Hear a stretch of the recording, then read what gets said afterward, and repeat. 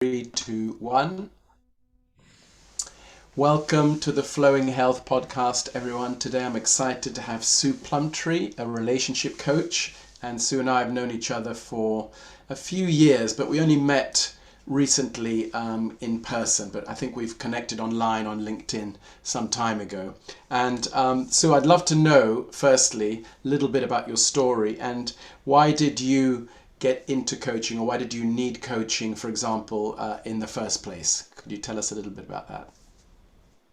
It's a fantastic question. I was myself coached for a very long time to a man called Alan. I mention Alan often because he helped me change my life. And it was thanks to him that I went into life coaching because I saw how powerful it was in transforming people's lives. I chose to become a relationship coach. I like to say because I'm an expert in screwing up relationships. But I'm also know how to build something truly special, a loving, strong, durable relationship. So I have a um, experience of both. And because there's so much that I've learned, both from my mistakes and from the things that I got right, I have a lot to share and a lot of help to give. And I'm passionate about that. Brilliant. And I think many of us are in a similar boat, that we seem to learn more from our mistakes. But particularly when it comes to relationships, I think it's so easy to make mistakes. And in a way, that's how we grow. So Mm-hmm. today we're going to talk a little bit about the five steps to start moving towards healthy, happy, loving relationships. Well, actually, it's even better than that. Hmm. It's 5 steps to feeling good about yourself. Hmm. Wow. And when Okay. you feel good about yourself, other things follow. Brilliant. But that's Brilliant. how we need to start Yeah. because, we know life is challenging at the best of times. And right now, we have more challenges than, than we can handle, many of us. There is COVID, there is climate change, there is the economic crisis and the energy. It's just, it feels like it's just raining upon us, and we can easily feel helpless, hopeless, overwhelmed. And it's easy to blame the politicians, it's easy to blame other people. But here's the thing, as long as we blame other people, we remain victims. We remain helpless to change anything. But the truth is, there is so much that we can do. And if I've learned anything in my 77 years, it's this: we are more powerful than we realize.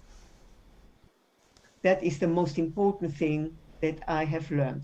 The other thing I've learned is we can never change other people. We can only change ourselves. And somewhere in my tips, I will mention how we can do that. So I've got 5 things to share with you. The first one is be selfish. Okay, what do I mean by be selfish? I will explain it with an analogy. Most of you will have flown on a plane at one time or another. And before takeoff, the cabin crew will explain what happens in case of an emergency. And they will say, in case of emergency, a mask, an oxygen mask, will drop down automatically. Put it over your nose and mouth first and breathe normally before you help other people. Our instinct is to help other people first. But why do they insist that we put the mask over our own mouth and nose first? And the answer is simple. If you don't, you die. End of story. I'm suggesting we bring this principle into our own lives. because most of us are programmed to put other people's needs ahead of our own. But when we do that consistently, we become exhausted, overwhelmed, and eventually resentful, which damages not only our own health and well-being, it damages our relationships as well. And so I suggest, as my very first tip, is to do things that nourish the soul. Do something, even if it's for 5 minutes or several 5 minutes throughout the day, to do something that makes you feel good, that relaxes you, and makes you recharge your batteries so that you can go back and continue to give with an open heart. Wonderful. My second tip is this: notice the good. We are hardwired to, to love, to see the good in other people, but life happens and we forget. And then eventually comes the time when all we notice is everything that goes wrong, everything that irritates us about our friends, our family, our partner, and relationships go downhill. So my suggestion to you is this. I have two suggestions, actually. The first one is look at your partner, specifically looking for things that attract you, that you like, that you love about them, the things that you were attracted to when you first met, but life came through and eventually you just forgot. This is a way to remember. The other thing you can do is there is a lot of kindness around. There are lots of lovely people that we don't even notice anymore. So start noticing the things that people do, because we tend to feel helpless when we face a challenging situation. But instead of telling yourself, why me? Why does it always happen to me? Ask yourself different questions. Who can I talk to? Is there an article I can learn? Something on YouTube, perhaps. But be curious. My third tip: stop the blame game. I used to be an expert in the blame game. My poor husband, well, actually not so poor, because otherwise I wouldn't have left after 37 years. Nevertheless, I wasn't the innocent bystander I like to believe I was. And I blamed him for just about everything that made me unhappy or just didn't work out. But this is the thing: when you blame other people, you make yourself into a victim. You make yourself helpless to change anything because it's everybody else's fault. But when we take responsibility, then there is something we can do to change things. So, what is it that you can do to take responsibility? Well, one thing is to take responsibility for your own health and well-being. As I said in my first tip, under being selfish, is do things to nourish the soul, that make you feel good about yourself, that relax you. My second point is identify your true needs and wants and start meeting some of them yourself rather than waiting for other people to meet your needs. Because sometimes you can be waiting for a long time and end up disappointed. And my third tip: every evening, look back over your day and ask yourself this question: who or what am I grateful for? That alone will make such a difference to you. Tip number 4: do random acts of kindness. If you feel anxious or sad or alone, there is nothing more powerful than doing random acts of kindness. Random acts of kindness are gestures expressing love and appreciation. So, for example, not only to your family and friends, but to strangers, say thank you and mean it for anyone who holds a door open for you, anyone who helps you with the shopping, anyone who offers you a seat on the train, on a crowded train. Look at them in the eye, say thank you. I appreciate that.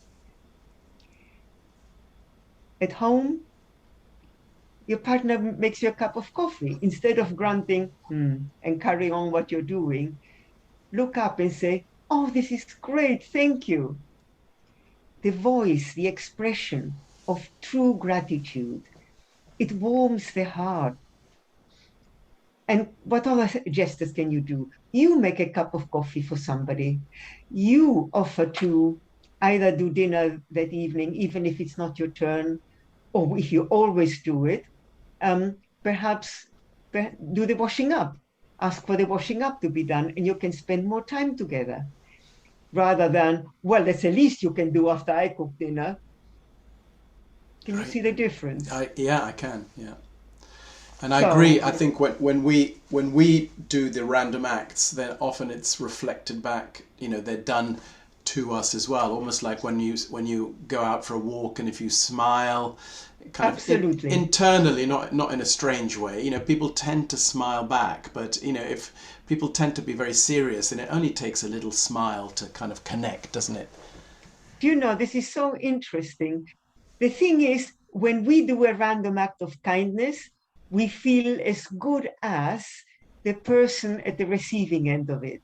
Mm. And there's been a lot of research to show that and proves that this is how it works. And, the truth is, we are one. What I do for myself, I do for you. What you do for me, you do for yourself. And if that sounds a bit airy-fairy, science proves it. Take COVID. COVID did not respect boundaries. It doesn't affect, you, but not me. It's the whole globe. The climate change affects the whole globe. We are one. Our actions affect the world, not just you, but me, the us. It's the ripple effect. And saying thank you is an explicit act of appreciation that warms the heart. And my last tip is to say, I love you and mean it. So many of us are so frazzled that we go, love you, bye, love you too, bye. No, no. The thing with COVID and lockdown and now this so-called freedom doesn't mean that we are now free to see everybody that we love. Many people, I feel, a little bit worried, a bit reluctant to put themselves at risk or their loved ones. So instead of the hug that we crave, we have the words, a phone call. Don't wait until you have something interesting to say to them. Saying, I love you is enough of a reason to give somebody a call. And love is not just the romantic variety. Love is big. We are hardwired to be kind and to love, but life happens and we forget. And so I would like to leave you with a call for action. Make loving, appreciation, gratitude, kindness a daily habit Beautiful. and watch your world change for the better. Wonderful. That was quickly raced through these five steps, and I think very useful for people. I just want to revisit a little bit about, you talked about self-care and taking care of ourselves, and I think it might be interesting to hear, what you do, yourself. I can talk a little bit about, in my experience, how to take self-care with, energy work, breathing, spending time in nature. What do you do, Sue, just on a daily basis? Well, you can listen to music. Mm-hmm. You can read a book, even a Mm-hmm. chapter. Mm-hmm. You can stretch. Mm-hmm. Stretching is great. Um,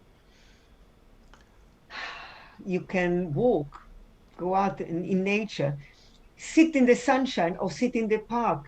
The weather sometimes is a bit cold, but just sitting and gazing Mm. is so relaxing.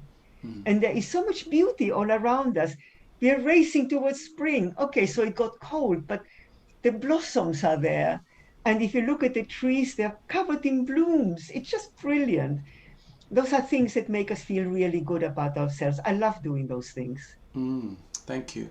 And yeah, I like making a list, quite good to make a list of things that I enjoy doing, because sometimes I forget even that I love photography and my camera's kind of hidden away somewhere, thinking one day I'll go out and take photos, but actually I can do that now. I can go in the garden, I can go, in the park, and I love like close-ups of nature and trees and plants. So I can do that now, so to make a list, because it's easy to forget actually Mm, things that we used to enjoy or that bring us joy. mm. I just remembered something else I do that is incredibly valuable, and why I feel so energized today is to call a friend and just connect. And it's hugely energizing. Yeah, yeah. I recently I did that. I was on a course in a men's group, and we were talking about taking action for something to do that day. And my action was to call my sister and Yes. tell her, actually, just be grateful to her for everything she does, and tell her that I loved her. And I did that, and halfway through the course, she said, "Are you okay? Have you got a terminal illness or something?" God. Why are you talking like this? So actually, it's so funny how sometimes even in your own family, people aren't used to random acts of saying I love you or kindness. And I know in our family, it's never been an easy thing for my mother to tell us she loved us. I mean, we went to boarding school at a young age, and I think I was told, maybe I was 35 when I was first told by my mum she loved me. It's a long time to wait. So I don't miss a day when I don't tell my own daughter, and I think it's really important these to remind ourselves. Um, and the other thing I was going to say is this thing of saying I love you. Also, saying it to ourselves. That we love ourselves and be kind to ourselves, because like you said at the start, it's very easy to put our energy into others, and I think I've done a lot of that in my life, where I've put my effort into being the kind of person I thought the other person wanted me to be, Oh, yes, indeed. Uh, and get exhausted and then resentful, and I can't believe I did that. oh, I would say most of my life. I'm so familiar with that. And Yeah, it's soul destroying. yeah, At the end, I didn't know who I was anymore. yeah, yeah. So it's kind of finding ourselves again, and I think taking time. One of the main things is to take time with ourselves, by ourselves, not just doing a lot of stuff. It could just be meditating, like you say, listening to music, something peaceful, stillness, silence. Um, I think silence is something I really have started valuing, maybe actually since COVID started, because I really appreciated that we didn't always have to have Yeah, noise and rushing around. And I learned so much in that silence, because there was a lot of silence yeah. at that time. Mm, yes. Great, so thank you. And just we'll put links in to how people can get in touch with you. I think you also offer a free Coaching, explore coaching session. a free So coaching session. yeah, so I'll put the link in, and I think you specialize more in over 50s. Is that right? Yes. Yeah. So okay. So I do qualify. And anyway, I'm sure you can help younger people, but I think your wisdom and your knowledge is priceless, and I really appreciate you Thank you. sharing that. I know today this is just the tip of the iceberg of what I you would can. like to say anyone who calls me will be welcome. It's Yes, just that because I'm 77, I understand older people a bit more. But, yes. I wasn't always 77. No, you're an amazing, energetic, sprightly 77. Yes, indeed, I am. So thank you so much, Sue. Oh, this And is fun. I a- enjoyed it. Thank you. any final words for our listeners? Actually, I'll mention my final words, which I always tend to end with, which is remember, always keep a smile in your heart. Oh, that's a lovely one. Yeah, and Um, when I do that and I remind myself, my whole system just eases off. It's like I feel like my whole system is smiling and I'm open. But it's mm, easy to get serious about myself, about life. So I always like to remind people of that. Sorry, I interrupted you. I do have a last Yes, pearl of wisdom, yes. and it is you are more powerful than you think. Mm, You're not helpless. wonderful. I I, can help you remember. yeah, that's brilliant. We'll leave it on that positive note. Thank you so Thank much, you. Oh, Sue. this was great. Thank you so much. Thank you so much. Take care, and I'll see you soon. Take care. Bye bye. Bye.